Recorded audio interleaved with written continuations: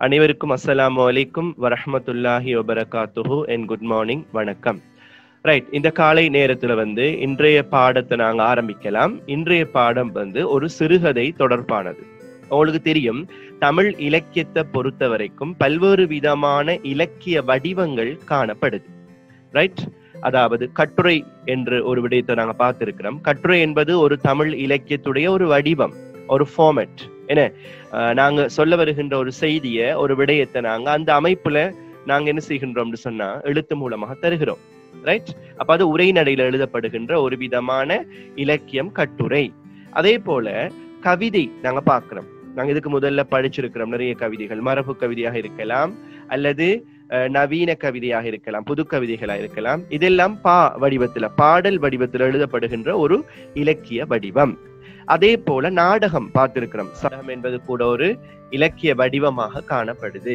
Right, நாடகம் என்பதும் ஒரு தமிழ்ல காணப்படுகின்ற இலக்கிய வடிவங்கள். இவ்வாறு தமிழ் இலக்கியத்தை பொறுத்த வரைக்கும் பல்வேறு இலக்கிய வடிவங்களை நாங்க பார்க்கிறோம். அந்த வகையில ஒன்றுதான் நாங்க இப்ப பார்க்கிற சிறுகதை என்ற ஒரு இலக்கிய வடிவம். இப்ப நாங்க பார்க்கிற ஒரு சிறுகதை என்ற ஒரு இலக்கிய வடிவம். ரைட், அப்ப நீங்க முதல்ல விளங்கிக் கொள்ள வேண்டும், தமிழ் இலக்கிய பரப்புல பல்வேறு விதமான இலக்கிய வடிவங்கள் காணப்படுது. பல்வேறு விதமான இலக்கிய வடிவங்கள் காணப்படுது அப்படிங்கிற ஒரு விஷயத்தை நீங்க என்ன செய்யணும்னு சொன்னா விளங்கிக் கொள்ள வேண்டும். ரைட், அந்த இலக்கியங்களை நாங்க இரண்டு விதமாக பிரிக்கிறோம். ரைட், இலக்கிய வடிவங்களை நாங்க இரண்டு விதமாக பிரித்து நோக்கலாம். ஒன்று எப்படி என்று சொன்னா ஆக்க இலக்கியம். ஒன்று ஆக்க இலக்கியம், அடுத்தது அறிவு இலக்கியம் அல்லது அறிவிலக்கியம், அறிவியல் இலக்கியம் அப்படின்னு நாங்க சொல்லலாம். ரைட், ஒன்று ஆக்க இலக்கியம், அடுத்தது அறிவு இலக்கியம். ஒன்றை புதிதாக புனைந்து சொல்லுகின்ற கற்பனை கலந்த விடயங்களோடு சார்பான விடயத்தை நாங்க ஆக்க இலக்கியம் என்று சொல்லுவோம். உதாரணமாக நாங்க இன்றைக்கு வாசிக்கிற சிறுகதையாக இருக்கலாம், நாவல்ஸ் அழைக்கப்படுகின்ற நாவல் இலக்கியங்களாக இருக்கலாம். இதெல்லாம் ஆக்க இலக்கியத்தோடு தொடர்புபட்ட இலக்கிய வடிவங்கள். ரைட், அதே போல நாங்க பார்க்கிறோம் அறிவியல் இலக்கியங்களும் இருக்குது. உதாரணமா நாங்க இதுவரைக்கும் சிலபஸ்ல நிறைய கட்டுரைகள் படிச்சிருக்கிறோம். ரைட், கட்டுரைகள் எல்லாம் அதிகமாக அறிவியல் சார்ந்த அறிவுபூர்வமான செய்திகள் எங்களுக்கு தரக்கூடிய ஒரு விஷயங்களாக இருக்கு. சோ அப்ப நாங்க இன்றைக்கு பார்க்க போறது ஒரு ஆக்க இலக்கியத்தோடு தொடர்புபட்ட ஒரு விடயத்தை நாங்க என்ன செய்ய போறோம்னு சொன்னா இன்றைக்கு நாங்க பார்க்க போகிறோம். சரிதானே? ரைட், அப்ப அந்த ஒரு அறிமுகத்தோட நாங்க இன்றைக்கு பாடத்துக்குள்ள நுழையலாம். இன்றைக்கு நாங்க பார்க்க போறது தமிழ் இலக்கிய பரப்புல பல்வேறு இலக்கிய வடிவங்கள்ல ஒன்றாக காணப்படுகின்ற சிறுகதை. சிறுகதைக்கு நாங்க ஆங்கிலத்துல ஷார்ட் ஸ்டோரி அப்படின்னு நாங்க அழைப்போம். அந்த சிறுகதையில இருந்து நகரத்தின் நிழல் தலைப்பிடப்பட்ட ஒரு தேர்ந்தெடுக்கப்பட்ட ஒரு சிறுகதைய டெக்ஸ்ட தான் நாங்க இன்னைக்கு பார்க்க போறோம். சரிதானே?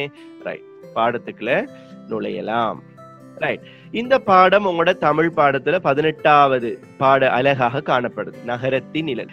நகரத்தின் நிழல், நகரம் என்று சொன்னா தெரியும் உங்களுக்கு, டவுன். என்ன, நகரமயமாதல் என்று சொல்லுவோம். ஒரு டவுன், ஒரு ரஷ்யான, ஒரு மக்கள் நெரிசலா வாழுகின்ற அல்லது நாகரிகங்கள் முற்றிருக்கின்ற ஒரு இடத்தை நாங்க நகரம் என்று சொல்றோம். அதனுடைய நிழல் என்ற ஒரு தலைப்பில இடம்பெறுகின்ற ஒரு சுவாரஸ்யமான ஒரு சிறுகதை. சரிதானே? அதாவது நாங்க இந்த சிறுகதைய எந்த தலைப்புகள்ல பார்க்கலாம், எப்படியெல்லாம் ஒரு சிறுகதையை நோக்கலாம் என்ற ஒரு விஷயம் உங்களுக்கு இன்ஷா அல்லாஹ் அடுத்த வருடம் 10-11க்கு மிக பிரயோசனமாக இருக்கும். சிறுகதைங்கிறது தமிழ் இலக்கியத்துல மிக ஜனரஞ்சகமான ஒரு இலக்கிய வடிவம். நீங்க சம்டைம் மேலதிக பரந்த வாசிப்புடைய ஒருவராய் இருக்கலாம். அப்ப நீங்க ஒரு இலக்கியத்தை வாசிக்கின்ற பொழுது கூட இது உங்களுக்கு எக்ஸாமை தாண்டியும் உதவி செய்யலாம். அப்ப நாங்க ஒரு கதையை வாசிக்கின்ற பொழுது கட்டாயம் அந்த கதையுடைய ஆசிரியரை பத்தி தெரிஞ்சு கொள்ள வேண்டும். சிறுகதை ஆசிரியர், இந்த ஆசிரியர் யாரு, அவருடைய ஒரு பின்னணி தெரிஞ்சாதான் எங்களுக்கு இந்த கதையை முழுமையாக விளங்கிக் கொள்ள முடியும். ஏனென்று சொன்னா ஒரு சிறுகதையுடைய ஆசிரியருடைய தளம், அவருடைய நோக்கு நிலை, அவருடைய அனுபவம், அவருடைய எழுத்துத்துறை ஆற்றல் போன்ற பல்வேறுபட்ட விஷயங்கள் எங்களுக்கு உதவியாக இருக்குது. எப்படின்னு சொன்னா அது அந்த கதையை முழுமையாக விளங்கிக் கொள்வதற்கு என்ன செய்யுதுன்னு சொன்னா எங்களுக்கு உதவி செய்யுது. சரிதானே?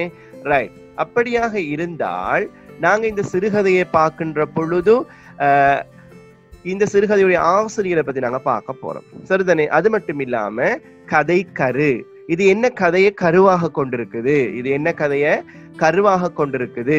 அது மட்டும் இல்லாம இந்த கதையுடைய பின்னல் எப்படி இருக்குது, ரைட்? இந்த கதை சொல்லுகின்ற பாங்கு எப்படி இருக்குது, அதே போல கதை களம் எந்த இடத்துல அந்த கதை நகருது, எந்த இடத்துல அந்த கதை நகருது. அது மட்டும் இல்லாம பாத்திர வார்ப்புகள், இந்த கதையில வருகின்ற கதை மாந்தர்கள், கேரக்டர்ஸ்னு சொல்லுவோம், யார் யார் வாராங்க, அவங்களுடைய இயல்புகள் எப்படி இருக்குது, எப்படி அவங்க உரையாடுறாங்க, அவர்களுடைய போக்கு நிலையை பற்றி ஆசிரியர் எவ்வாறு விவரிக்கிறார்னு ஒரு விஷயத்தை நாங்க பார்க்க போறோம்.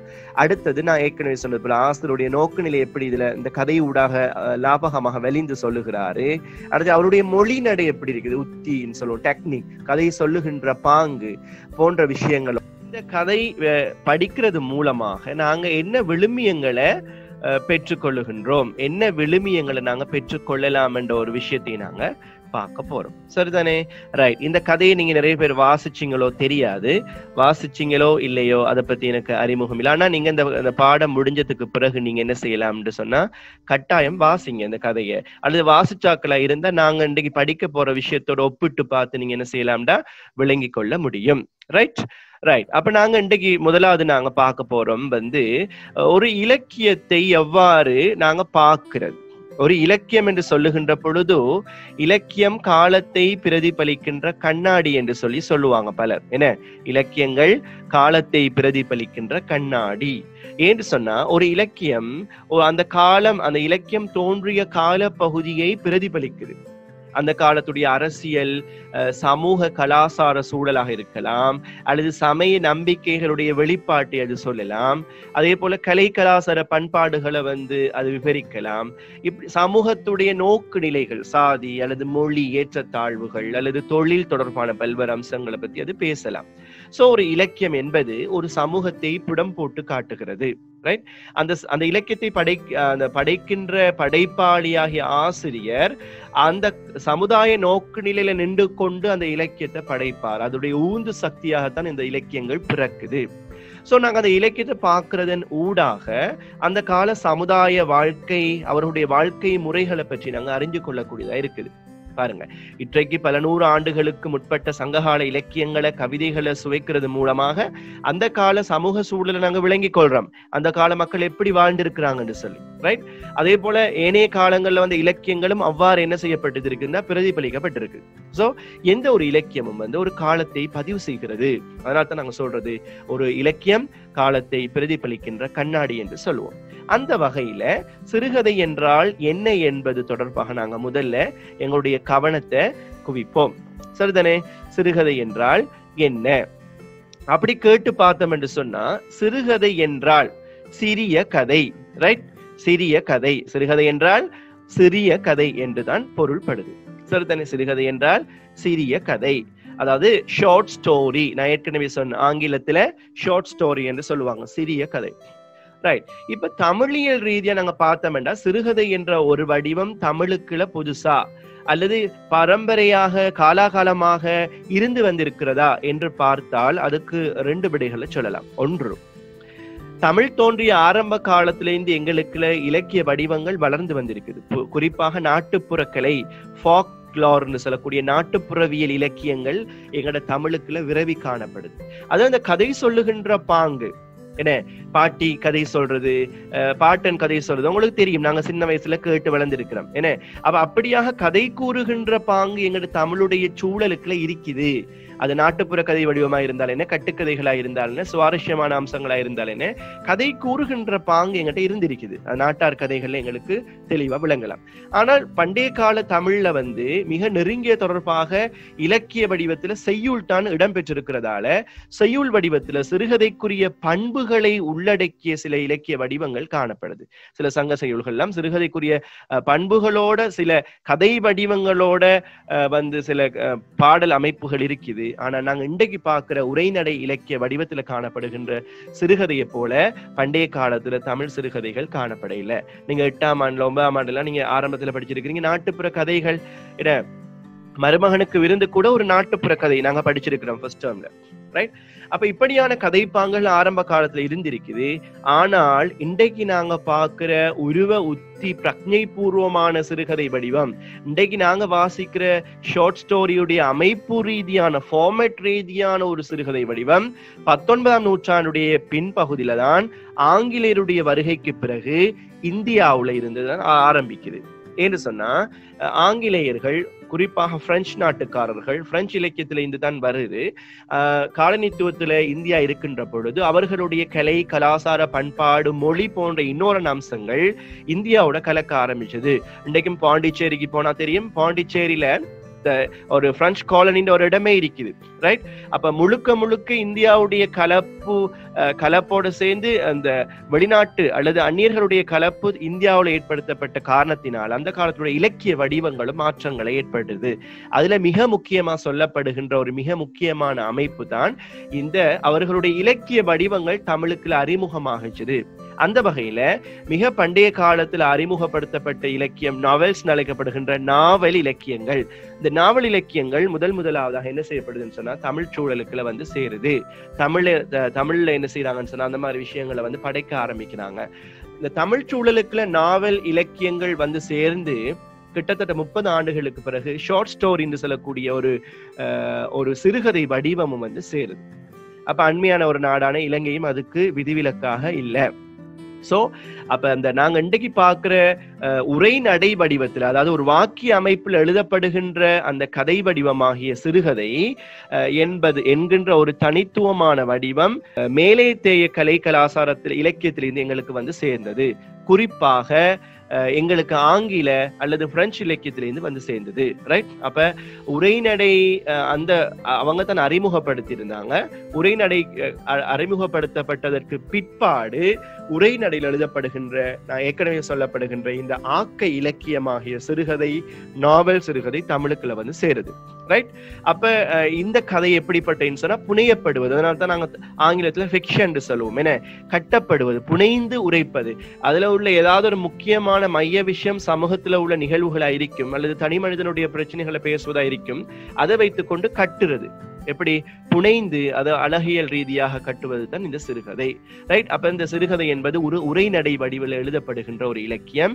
இது ஒரு ஆக்க இலக்கியம்.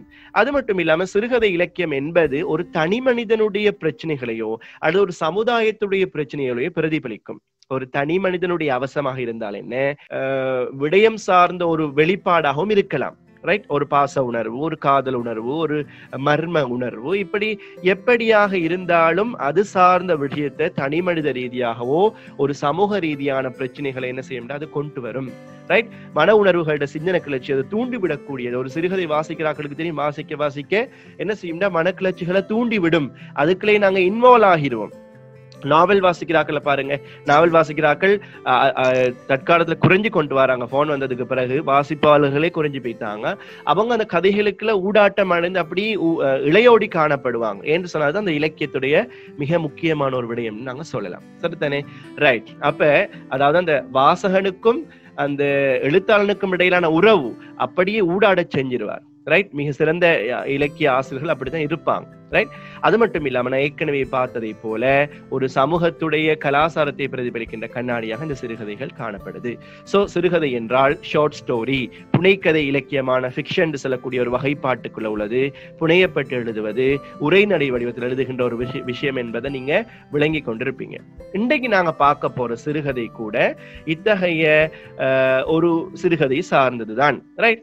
நாங்க எப்படி சிறுகதையை கண்டு கொள்ளலாம், எதை சிறுகதை என்று சொல்லலாம், அல்லது சிறுகதைய நாவல்ல இருந்து எப்படி வேறுபடுத்தலாம் சொன்னா சில பண்புகள் இருக்குது. ரைட்? குறிப்பிட்ட நேரத்துல வாசிக்க கூடியதா இருக்கணும். அதாவது நாவல் வந்து நீண்ட நேரம் தேவை, பக்கமா இருக்கும், டைம் எடுத்து வாசிக்கணும் பகுதி. ஆனா சிறுகதை என்பது அப்படி அல்ல. சிறுகதை என்பது அவ்வாறானது அல்ல. நொடி பொழுதுல வாசிக்க கூடியது, அல்லது 5 நிமிடம் அல்லது 10 நிமிடங்கள்ல வாசிக்க கூடியதாக இருக்கும். ரைட்? அது மட்டும் இல்லாம அந்த கதை சிறந்த கதை கருவை கொண்டிருக்கும். ஒரு காதல் சார்ந்த, ஒரு வீரம் சார்ந்த, ஒரு சமூகத்துடைய பிரச்சனைகள் சார்ந்த, தொழில், இப்படி பல்வேறு பிரச்சனைகளை பத்தி அது பேசும். அதோடைய கருப்பொருளாக காணப்படும். வாசகர்களை கவருகின்ற எளிமையான மொழி நடையில இருக்கும். வாசகர்களுக்கு புரிஞ்சு கொள்ளக்கூடிய மாதிரி இருக்கும். வாசகர்கள் வாசிக்கின்ற பொழுது அந்த கதையை சுவாரஸ்யமாக உறவாடுகின்ற ஒரு தன்மை அதுல காணப்படும். ரைட். அது மட்டும் இல்ல, சிறந்த பாத்திர வார்ப்புகள், அந்த கதையில வருகின்ற கதை மாந்தர்கள் சொல்லக்கூடிய கேரக்டர்ஸ், அவங்க வந்து அந்த அந்த என்ன செய்வாங்கன்னு சொல்ல, அந்த கதை ஊடாக பேசுவாங்க. ரைட். பேசுவாங்க, எங்களோட பேசுவாங்க. ரைட். பண்ணி நாங்க நாடகங்களை பாக்குறோம். என்ன சில நாடகங்களை பார்க்கின்ற பொழுது, தொலைக்காட்சிகள், அதுல வருகின்ற சில கேரக்டர்ஸ் இருக்கிறாங்க தானே, கதாபாத்திரங்கள், ஹீரோ ஹீரோயின்ஸ், அவங்க என்ன செய்வாங்க, எங்களோட பேசுறாங்க. அவங்க ஏதோ ஒரு செய்தியை சொல்ல வராங்க. அதே போலதான் இதுவும். ரைட். அது மட்டும் இல்லாம ஒரு கதை களம், எந்த இடத்துல அந்த கதை நடக்குது, அந்த கதை நடக்கிற இடத்திற்குரிய மண் வாசனை சொற்கள், அவங்களுடைய பேச்சு வழக்கு சொற்கள், இதெல்லாம் வந்து ஒரு சிறந்த சிறுகதையில கையாளப்பட்டிருக்கும். வட்டார வழக்கு சொற்கள் அப்படி என்று சொல்லுவோம். அது மட்டும் இல்ல, இன்னும் அனுபவத்தினூடாக படிப்பினைகளை சொல்லக்கூடிய மாதிரி இருக்கும். சரிதானே? அனுபவங்களூடாக படிப்பினைகளை சொல்லக்கூடியது போல அந்த சிறுகதைகள் காணப்படும் என்பது மிக முக்கியத்துவம் வாய்ந்த ஒரு விடயமாக நாங்க பார்க்கிறோம். ரைட். அது மட்டும் இல்லாம நாங்க இன்னும் பல்வேறு விஷயங்களை பார்க்கலாம்.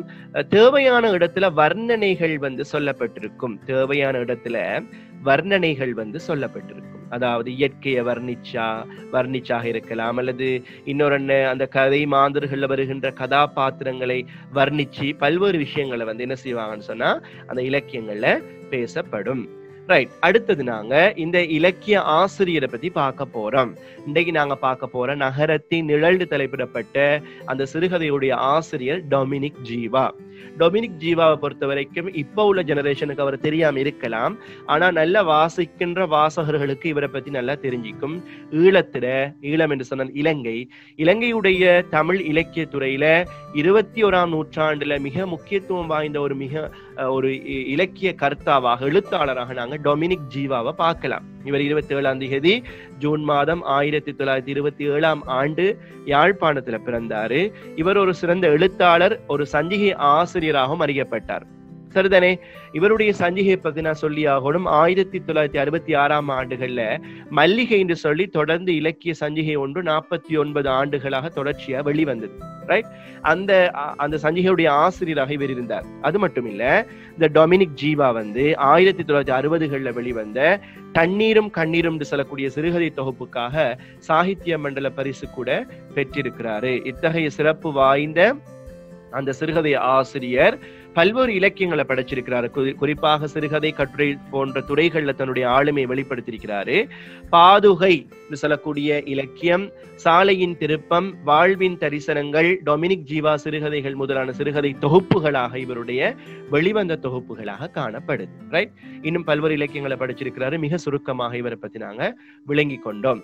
ரைட். அத்தகைய சிறுகதை ஆசிரியரான டொமினிக் ஜீவா அவர்களால எழுதப்பட்ட இந்த கதை தான் நாங்க இன்றைக்கு பார்க்க போற இந்த சிறுகதை. ரைட். இந்த சிறுகதையை வாசி பார்த்தா தெரியும் உங்களுக்கு, யாழ்ப்பாண சூழல் உங்களுக்கு தெரியும். யாழ்ப்பாணம் வடமாகாணம் ஒரு பண்பாடு சார்ந்த ஒரு கலாச்சார ரீதியான ஒரு கல்ச்சுரல் பிளேஸா நாங்க சொல்லலாம். தமிழ் பண்பாடோடு தமிழ் கலாச்சாரத்தோடு பிணைந்த ஒரு பிரதேசமாக, ஒரு பாரம்பரிய பிரதேசமாக நாங்க யாழ்ப்பாணத்தை அறிமுகம் செய்யலாம். இலங்கையில ஒவ்வொரு பிரதேசங்களுக்கும் ஒவ்வொரு விதமான தனித்துவங்கள் இருக்குது. அந்த வகையில யாழ்ப்பாணம் என்ற அந்த சொல்லிலேயே தமிழ் பெயர் மணக்குது. யாழ் மீட்டி படிக்கின்ற பாணனுக்காக வழங்கப்பட்ட நிலம், இதெல்லாம் நீங்க வரலாறுகள்ல படிச்சிருப்பீங்க. ரைட். அப்ப அந்த யாழ்ப்பாணத்துல வந்து ஒரு 19ஆம் நூற்றாண்டு பிற்பகுதிகள்ல மிக முக்கியமான போக்குவரத்து சாதனமா இருந்தது வந்து ரிக்ஷா வண்டினா உங்களுக்கு தெரியும், நீங்க படங்கள்ல பார்த்திருக்கலாம். அதாவது மனிதனை இழுக்கின்ற ஒரு மனித வண்டி, ஒரு மனிதன் தான் ஒரு மனிதனை வச்சு இழுத்து கொண்டு போவார்.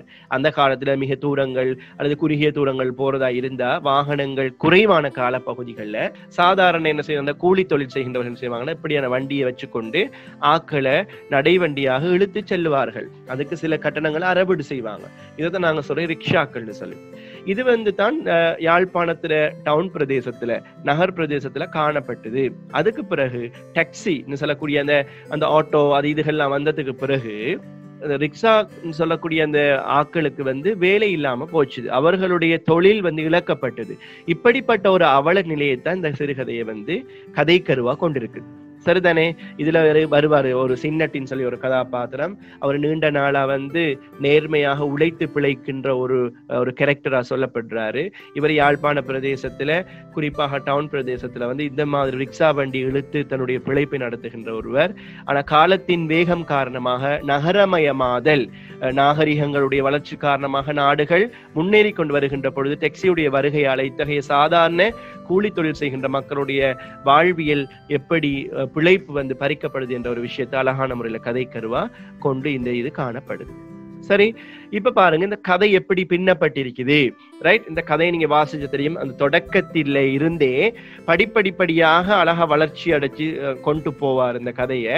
முடிக்கின்ற பொழுது இந்த சிறுகதையில ஒரு அழகான ஒரு அந்த வாசகருடைய சிந்தனைக்கு இடம் குடிப்பதாக மிக அழகான முறையில் அவர் என்ன செய்வான்னு சொன்னா ரைட் முடிச்சு கொண்டு அப்படி அழகா போவதாக காணப்படுது. ரைட், அப்ப அதோடைய கதை பின்னல் என்பது நான் உங்களுக்கு எக்ஸாம்ல கேட்கலாம். உதாரணமா நகரத்தின் நிழல் என்ற கதையின் கதை கரு என்பவற்றை கூறுக இப்படின்னு நீங்க கேட்கலாம். சரியா, பரீட்சைக்கு கேட்கலாம். இப்ப பாருங்க, இந்த கதை களம், எந்த ஒரு கதை நடக்கிறதுக்கும் ஒரு இடம் தேவைதானே. அது இது வந்து எந்த இடத்துல நடக்குது என்று சொன்னா, அதாவது இதுல உள்ள மிக முக்கியமான கதையாடல்கள், கதை உரையாடல், கதை பாத்திரங்கள் எல்லாம் எதை சுத்தி வருதுன்னு சொன்னா, யாழ்ப்பாணத்துடைய ஒரு கடை தெரு அல்லது வீதியோரம் சொல்லக்கூடிய அந்த பாதை ஓரத்துல தான் மிக முக்கியமான விஷயங்கள் இந்த கதையில நடக்குது. சரிதானே? அந்த கதைக்களமா நாங்க சொல்ல முடியும். அது மட்டுமல்லாமல் இதோடைய பாத்திர வார்ப்பை நாங்க பார்க்கின்ற பொழுது, இந்த கதையில வருகின்ற கதை மாந்தர்கள் மிக முக்கியமான கேரக்டர்ஸ் 2 பேர். ஒன்று பயணம் செய்கின்ற ஒரு பயணி, அடுத்தது சின்னட்டி என்ற பெயரை கொண்ட ஒரு ஏழை கூலி தொழிலாளி, அவர் தான் ரிக்ஷாக்காரர். சரிதானே? இதை தவிர அமிர்தலிங்கம் என்ற ஒருவர் வந்து போறாரு. ஆனால் பெரும்பான்மையாக இந்த கதையாடல் இந்த பயணிக்கும் சின்னட்டிக்கும் இடையிலான உறவையும் அவர்களுடைய உரையாடல் மூலமாக அந்த கதையுடைய பாங்கை சொல்லுவதாக காணப்படுது இந்த கதை.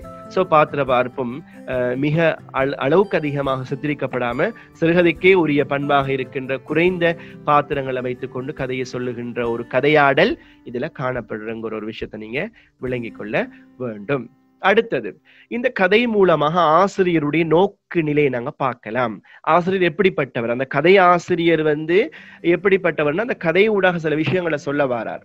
அதாவது கம்யூனிசம் சொல்லக்கூடிய சம உடைமை, எல்லாருமே இந்த உலகத்துல ஏற்றத்தாழ்வு இல்லாம சரிநிலையில வாழக்கூடிய ஆக்கள். ஏன்னா எல்லாருமே வந்து அந்த சாதி வேறுபாட்டாலேயோ அல்லது ஏற்றத்தாழ்வாலேயோ அல்லது சமூகத்துடைய சொல்றது சாதி வேறுபாடுகளால நாங்க பார்க்க முடியாது. எல்லாரையும் மனிதனா பார்க்க வேண்டும், யாவருக்கும் சமமான உரிமைகளும் இருக்குதுன்னு சொல்லக்கூடிய கொள்கை உடையவர் என்பதை இந்த கதை வந்து எங்களுக்கு வெளிப்படுத்துது. சரிதானே? அது மட்டும் இல்லாம உயர்வு தாழ்வு காட்டையில் அவர் அவருடைய கதையை நகர்த்தி செல்லுகின்ற பொழுது ஆசிரியரை நாங்க விளங்கிக் கொள்ளக்கூடியதாக இருக்குது. ஆசிரியருடைய மனநிலை நாங்க புரிஞ்சு கொள்ளக்கூடியதாக இருக்குது. சரிதானே? ரைட். இதை தாண்டி நாங்க இந்த பாடத்துல இந்த கதையுடைய மொழி நடையை பார்த்தோம் என்று சொன்னா, இந்த கதையை நீங்க ஒருக்கா வாசிச்சு பாருங்க. இந்த கதையுடைய மொழி நடையை வாசிச்சோம் என்று சொன்னா முழுக்க நான் ஏற்கனவே சொன்னது போல கதைக்களம் யாழ்ப்பாணத்து சூழல்ல பிரதிபலிக்கப்பட்டதால அந்த பிரதேசத்துடைய பேச்சு வழக்கு சொற்களை நாங்க பார்க்கலாம். புத்தளத்துல ஒரு சிறுகதை எழுதப்படுமா இருந்தா புத்தளத்துடைய பிரதேச வழக்கு சொற்கள் காணப்படும். கொழும்பை கதைக்களமாக கொண்டு ஒரு சிறுகதை எழுதப்படுமா இருந்தா கொழும்புல பேசப்படுகின்ற தமிழ் இருக்கும். மலையகமாக இருந்தால் மலையக தமிழ் இருக்கும். எந்த பிரதேசத்துல அந்த சிறுகதையை களமாக கொண்டு கதை மாந்தர்கள் வலம் வாராங்களோ அந்த பிரதேசத்துடைய அந்த சொல்லாடல்கள், மொழி நடை, பேச்சு வழக்குகள் காணப்படுவது இயல்பு. சோ இந்த கதையிலையும் யாழ்ப்பாணத்து பேச்சு வழக்கு சொற்கள் நாங்க அதிகமாகவே பார்க்கலாம். நீங்க அந்த பாட புத்தகத்தில் இருந்தா நீங்க அந்த சிறுகதையை எடுத்து பார்க்கலாம். நிறைய உதாரணங்கள் நாங்க சொல்லலாம். சிறுகதையிலிருந்து நிறைய உதாரணங்களை நாங்க சொல்லிக்கொண்டே போகலாம். அந்த உதாரணம் பாருங்க. என்ன உதில கிடக்கிற நல்லூருக்கே பாருங்க, அந்த உரையாடல் வருது 144ஆம் பக்கம். அதாவது அந்த ரிக்ஷாக்காரருக்கும் பயணிக்கும் இடையிலான உரையாடலை பாருங்க. அப்ப தமிழ் அந்த யாழ்ப்பாணத்துக்கு இது 2 ரூபா தா தம்பி, என்ன உதில கிடக்கிற நல்லூருக்கே, இந்த அதுக்கே இதுக்கே என்று சொல்லி கதைக்கிற ஜஃப்னாக்கள். அது மட்டும் இல்ல உதுலண்டா இதுல இருக்கிற நல்லூருக்கு அவர் போக வேணும். அந்த கதையை வாசம் அவங்களுக்கு தெரியும், அதுல சொல்லுவார். ரைட். இந்த மாதிரி யாழ்ப்பாண பேச்சு வழக்கு சொற்கள் நிறைய இருக்குது. இதுல நாங்க தேடுனா நிறைய நாங்க கண்டுபிடிச்சு கொள்ள முடியும். இப்படியாக பேச்சு வழக்கு சொற்களுடைய பயன்பாட்டை நாங்க பாக்குறோம். அது மட்டும் இல்லை, இதுல அணிகளுடைய உத்தியை பயன்படுத்திக்கிறாரு. நாங்க ஏற்கனவே அணிகளை பத்தி படிச்சிருக்கிறோம். அணி என்பது ஒன்றை ஒப்பிட்டு அல்லது ஒன்றை விவரித்து சொல்வதற்காக பயன்படுத்தப்படுகின்ற ஒரு உத்தி. அந்த வகையில அந்த அங்குள்ள ஒரு வாகை மர நிழலை பத்தி அழகா சொல்றாரு. குடை பிடித்தது போல இருக்குது. அதாவது 2 பேருக்கும் இடையிலான உரையாடல் நடக்கின்ற பொழுது அவர் ஒரு நிழலுக்கு ஒதுங்குறாரு. ஒதுங்கி என்ன செய்யறான்னு சொன்னா பேரம் பேசி தன்னுடைய ஹயர்ல, அதாவது தன்னுடைய தன்னை சவாரி செய்யுமாறு கேட்கின்ற பொழுது ஒரு வெயில இருந்து ஒதுங்குறதுக்காக அந்த சொற்களை கையாடுறாரு. வாகை என்று சொல்லக்கூடிய பெரிய ஒரு மரத்துடைய நிழலை குடைப்பிடித்து நிற்கிறது போல அழகான்னு சொல்றாரு. ரைட். மனதுல பதியும்படியாக கலைச்சித்திரிப்பை காட்டுறாரு. அதாவது உங்களுக்கு தெரியும், அந்த கதையை வாசிச்சு கொண்டு போங்க. இப்போதெல்லாம் யாழ்ப்பாணம் ரயில்வே ஸ்டேஷனில் திருவிழா கூட்டம் தான் என்று சொல்றாரு. அதே மட்டும் தியேட்டரை பத்தி சொல்றாரு. இந்த காலத்துல அந்த தியேட்டர்ல போஸ்டர் ஒட்டப்பட்டிருக்கும். அதுக்கப்புறம் அந்த கோயில் ஒன்று இருக்குது இந்த இடத்துல போனா, இப்படி என்று சொல்லி அந்த யாழ்ப்பாண பிரதேசத்துல உள்ள விஷயத்தை அப்படி பதிய செய்வதாக காணப்படுது. ரைட். நீங்க அந்த கதையை வாசிச்சு பாருங்க. அதுல உங்களுக்கு நிறைய விஷயங்கள் விளங்க வரும். அதுல கதையில நிறைய இடங்களை பத்தி சொல்லிக்கொண்டே போறாரு. இப்படி இருந்தது, அப்படி இருந்த இந்த காலத்துல இப்படி எல்லாம் இருந்ததுன்னு சொல்லி அந்த இடத்தை பத்தி வர்ணிக்கிறார். சரிதானே? அது மட்டும் இல்லாம உரையாடல் பாங்கு, நான் ஏற்கனவே சொன்னது போல உரையாடுகின்ற பாங்கு அழகா இருக்குது. சிறிய வாக்கிய அமைப்புகளாக சின்ன சின்ன கஷ்டம் இல்லாம வாசிச்சா விளங்கி கொள்ளக்கூடிய மாதிரி இருக்குது. அது மட்டும் இல்லாம இந்த கதையை ஒரு விறுவிறுப்பான முறையில நகர்ந்து செல்வதை நாங்க பாக்குறோம். இது ஒரு கதையுடைய மொழி நடை. ஒரு சிறுகதையை நாங்க வாசிச்சா அந்த சிறுகதை எப்படியான ஒரு மொழி நடையில எழுதப்பட்டிருக்குது.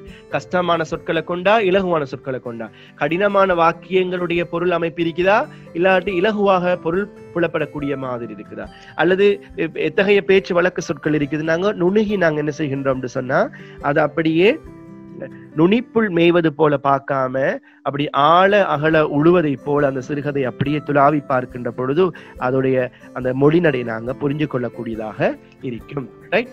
இப்படியாக நாங்க பார்க்கிறோம் இந்த கதையுடைய மொழிநடை அமைந்து செல்லுது. இந்த கதையில மிக முக்கியமான விழுமியங்கள் இருக்குது. விழுமியங்கள் சொன்ன என்ன, வாழ்க்கைக்கு தேவையான நல்ல அறநெறிகள் இருக்குது. இந்த கதையை வாசிச்சா தெரியும் உங்களுக்கு. அழகான ஒரு கதை. நல்ல கதையுடைய அந்த கருத்தின் மூலமாக விழுமியங்களை பதிய செய்கிறார். ரைட். ஏழையான போதும் தன் உழைப்பினாலேயே வாழ வேண்டும் என்ற விழுமியத்தை வலியுறுத்துறார். அதாவது ஒரு ஏழையாக அதுல வருகின்றார் சின்னட்டி. சின்னட்டி என்பவர் அவருடைய பெயர், ரிக்ஷாக்காரருடைய பெயர். அவர் ஏழையாக இருந்தாலும் கூட, கஷ்டமாக பிழைப்புக்கு கஷ்டமாக இருந்தாலும் கூட அவர் என்ன செய்யறாருன்னு சொன்னா உழைத்து வாழ்வதைத்தான் என்ன செய்யறாருன்னு சொன்னா அவர் ஆசைப்படுறார். உழைச்சுத்தான் அவர் என்ன செய்யணும், வாழ வேணும் என்று சொல்லி என்ன செய்யறாருன்னு சொன்னா விரும்புறாரு. அது மட்டும் இல்ல. ரைட். அந்த விழுமியத்தை நாங்களும் வளர்த்துக் கொள்ளணும். என்ன கஷ்டம் வந்தாலும் உழைத்து வாழ வேண்டும், பிறர் உழைப்பில் வாழ்ந்திடாதுன்னு சொல்லி கண்ணதாசன் படிச்சார். என்ன, அதே போல வறுமையிலையும் உழைத்து வாழ்தலை சிறப்பாக கருதுறார். ரைட். நீங்க அதுக்கு ஒரு சிறந்த எடுத்துக்காட்டை நீங்க சொல்லலாம். என்னன்னு சொல்லி சொன்னா, அவர் தொழிலில்லாம இருக்கின்ற பொழுது பிறகு அந்த பயணி வருகின்ற பொழுது பயணிக்கு உண்மையிலேயே ரிக்ஷாவில் போற ஐடியாவே இல்லை. அப்ப சின்னட்டியின் கண்கள் கலங்கின. பசி வேட்கையில் உலர்ந்திருந்த உதடுகளை நாக்கால் நக்கி கொண்டான். தம்பி, குறை நினைக்காதையும், நான் ரிக்ஷாக்காரன், உழைச்சி பிழைக்கிறவன், பிச்சைக்காரன் இல்லை என்று சொல்லி நான் கொடுத்த நாணயத்தை திருப்பி தந்து விட்டு ரிக்ஷாவை நிமிர்த்தினான். ஒரே ஒரு கணம். பாருங்க, அந்த இடத்துல சொல்றாரு, வறுமையாக இருந்தாலும் கூட, தொழில் இல்லாட்டியும் கூட அவர் என்ன செய்யறான்னு சொன்னா ஒரு 50% கொடுக்கிறாரு. அந்த காலத்துல உள்ள பெருமதியை சொல்றாங்க. இதுல இந்த கதையில முன்னுக்கு வருது. 50% கொடுக்குறாரு. எனக்கு நான் ரிக்ஷாவில் போறதுக்கு விருப்பம் இல்லை, ஏன்னா மனிதனுக்கு கூடாதுன்னு ஒரு கொள்கையில வாழ்றவன் சொல்லி 50% கொடுக்குறாரு. அந்த 50% இவர் திருப்பி கொடுக்குறாரு. நான் பிச்சைக்காரன் இல்லை, உழைச்சித்தான் வாழுவேன்னு சொல்லித்தானே. அது மட்டும் இல்லாம உயர்வு தாழ்வு கருதலாகாது என்ற மனிதன் நேசித்தல் என்ற ஒரு விஷயத்தை அழகாக சொல்லுகின்றார். சரிதானே. அந்த விஷயத்த இந்த பயணிட கதாபாத்திரத்தினூடாக நாங்க விளங்கி கொள்ளலாம். பயணின்னு சொல்லக்கூடிய அந்த கதாபாத்திரத்தை நாங்க பார்த்தோம் என்று சொன்னா அந்த கொள்கை விளங்குது. சரிதானே. எப்படின்னு சொன்னா, நீயும் மனுஷனப்பா, நானும் மனுஷன், 2 பேரையும் மனிதன் எப்படி இழுக்கிறது, அதனால தான் என்ன செய்யணும்னு சொன்னா ஒரு ரிக்ஷாவில் வரையிலன்னு சொல்லி அவர் சொல்லுவதாக அதுல சொல்லப்படும். அதே போல வர்க்க ரீதியான எழுச்சி புதிய சமூக அமைப்புக்கு வழிகோலும் என்பதை வெளிப்படுத்த முனைகின்றார். இந்த பயணியாக வருகின்ற ஒருவர் ஒரு இளம் வயதான ஒரு ஆள், சரித்தன வாட்டசாட்டமான ஒரு ஆள், அது கதையில சொல்லப்படுது. அதே நேரத்தில் அமிர்தலிங்கம் ஒரு பாத்திரம் வந்தார். ஏன்னா அவர் ஏற்கனவே தெரிஞ்சவரா இருந்தாலும் அவர் என்ன செய்யறாரு, டெக்ஸில பிடிச்சு போறாரு, தெரிஞ்சும் தெரியாத மாதிரி இவரை பார்த்து வெட்டிக்கிட்டு போறாரு. அப்ப இந்த காலத்துல ஆக்களுக்கு சல்லியும் மவுசும் வந்தா ஆக்களை கணக்கெடுக்க மாட்டாங்க. ஒருவேளை இவர் ரிக்ஷாவில போறதால இவர் நாகரிகம் குன்றிய ஒரு ஆளா இருக்கிறாரோ அப்படின்னு சொல்லி கருதுவதாக அந்த சிறுகதையில சொல்றார். சரிதானே? அது மட்டும் இல்லாம இரத்த யாகமாகவே தொழிலாளிகளுடைய வாழ்க்கை முழுமையாக மாற்றி அமைக்கும் என்பது விஷயத்த சொல்றாரு. அதாவது உழைத்து கஷ்டப்பட்டு உழைக்கிறதால அவங்க எப்பயுமே அவங்க நிம்மதியாக வாழ்வாங்கன்ற ஒரு விஷயத்தையும் இந்த கதை மூலமாக பதிய வைக்கிறாரு ஆசிரியர். சோ இன்றைக்கு நாங்க படிச்ச அந்த சிறுகதையுடைய விழுமியங்கள், இந்த கதையிலிருந்து நாங்க எடுத்துக்கொள்ள வேண்டிய மிக முக்கியமான விஷயங்களை நாங்க பார்த்தோம். இதுல வருகின்ற சில சொற்கள் இருக்குது. அந்த சொற்கள் நாங்க அரும்பதங்களா பார்க்கலாம். பெரும்பான்மையாக அந்த வழக்குல இல்ல அந்த சொற்கள். அப்படி பார்த்தோம் என்று சொன்னா, தினசரி என்பது நாள்தோறும், எற்றுண்டன் என்பது உதைப்பட்டு, கோலம் என்பது அழகு, சின்னட்டி என்பது ரிக்ஷாக்காரன் பெயரா வருது, பிரபலஸ்தர்ன்னு சொன்னா பிரபல்யமானவர், சோத்துக்கு பிழைப்பில்லை என்ற சாப்பாட்டுக்கு குறைவில்லை, பிழைப்புன்னு சொன்னா உழைப்பு தான் சொல்றது, மோன்னு சொன்னா மகன், மோனேன்னு சொல்லி கூப்பிடுவாங்க. சமதர்ம கோட்பாடு என்பது பொது உடைமை கோட்பாடு.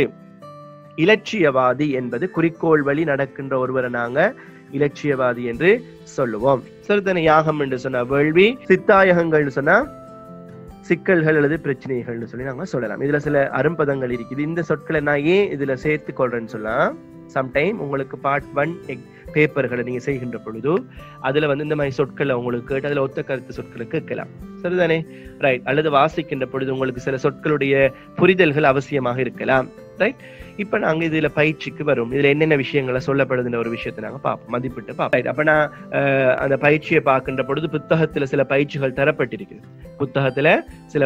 தரப்பட்டிருக்குது. நீங்க நல்லா வாசிங்க, அமைதியா வாசிங்கன்னு சொன்னா இந்த கதையை வாசிச்சு புரியறதுக்கு இலகுவா இருக்கும். முதலாவது இந்த கேள்வியை வாசிங்க, வினாக்களை வாசிச்சு கொள்ளுங்க.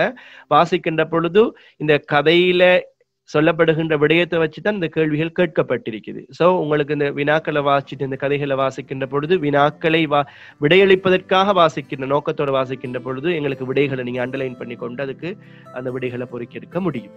சரிதானே? அப்ப இதுல சில கேள்விகள் தரப்பட்டிருக்கு, நீங்களாக வாசிச்சு அதை செய்யலாம். இலகுவான கேள்விகள் தான்.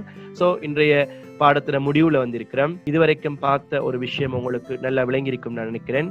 சிறுகதை தொடர்பாக தமிழ் சூழலுக்குள்ள சிறுகதை எப்படி அறிமுகமாகிறது, சிறுகதையுடைய இலக்கிய வடிவம் தமிழுக்கு அறிமுகமான பிறகு நடக்கின்ற மாற்றங்கள் என்ன, ஈழத்துலக்கிய வரலாற்றுல டொமினிக் ஜீவாவுடைய முக்கியத்துவம் என்ன, ரைட், அவருடைய சிறுகதை படைப்பாக காணப்படுகின்ற நகரத்தின் நிழல் என்ன செய்திகள் எல்லாம் கொண்டு வந்தது என்று ஒரு வெட்டுமுக தோற்றத்தை நான் உங்களுக்கு தந்தேன். இந்த சிறுகதை நீங்க வாசிக்க வேண்டும். வாசித்தால் தான் சிறுகதையை உணரலாம். சிறுகதை இன்னொரு படிப்பிக்க இயலாது. எப்படின்னு சொன்னா, சிறுகதை நீங்க வாசிச்சு அதனுடைய அனுபவத்தை நீங்களாக உணரணும். அந்த வாசிப்பு பயிற்சியை தாரத்துக்கு இந்த ஓய்வு காலம் மிக நல்ல காலம். 9ஆம் ஆண்டுங்கிறது ஓலவிட்ட பிளாட்ஃபார்ம் என அடித்தரம் நான் அடிக்கடி சொல்லுவது. ஆகவே சிறந்த வாசிப்பை நீங்க ஏற்படுத்திக் கொள்ளுங்க. அதிகமாக ஆன்லைன்கள்ல அல்லது வேற சிந்தனைகள்ல சினிமாக்கள்ல காலத்தை கழிக்கிறதையும் காட்டிலும் அதை விட இதையும் வாசிக்கிறதுலையும் நிறைய நேரங்களை செலவழிக்கலாம். இந்த வயசு உங்களுக்கு நிறைய சிறுகதைகளை வாசிக்கக்கூடிய வயதாக காணப்படுது. நல்ல வாசிப்பு இருந்தா உங்களுக்கு பரீட்சைகளை நீங்க சிறப்பான முறையில எதிர்கொள்ளுவீங்க. சரி, ரைட். மற்றும் ஒரு பாடத்துல உங்கள் எல்லாரையும் சந்திக்கின்றோம். அதுவரை நன்றி.